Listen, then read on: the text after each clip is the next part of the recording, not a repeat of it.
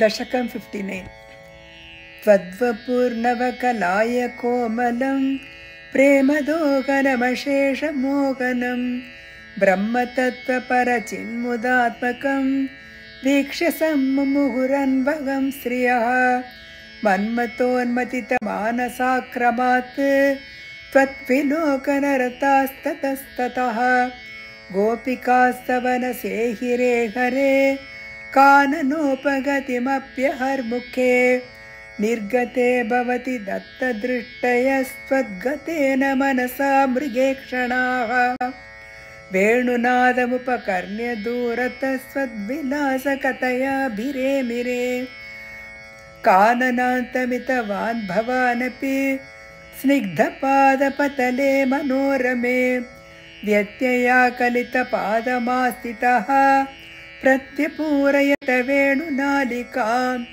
मारबाणधुतकेचरीकुलं निर्विकारपशुपक्षिमण्डलं द्रावणं च दृशदामपि प्रभो तावकं व्यजति वेणुकूजितं वेणुरन्ध्रतरलाङ्गुलीदं तालसञ्चलितपादपल्लवं तत्स्थितं तव परोक्षमप्यहो संविचिन्त्य मुहुर्व्रजाङ्गनाः निर्विशङ्कभवदङ्गदर्शिनीः खेचरी खगमृगान् पशूनपि त्वत्पदप्रणयि काननं च ताः धन्यधन्यमिति नन्वमानयन् आपिबेयमधरामृतं कदा वेणुभुक्तरसशेषमेकदा दूरतो बत कृतं दुराशयेति आकुला मुहुरिमा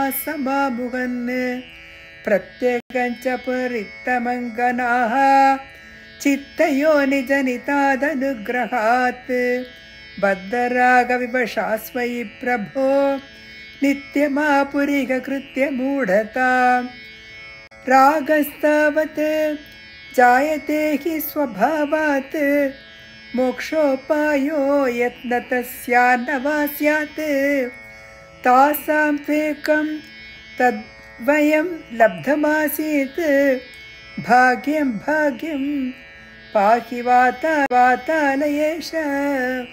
श्रीहरये नमः। नारायण अखिल गुरो भगवन् नमस्ते।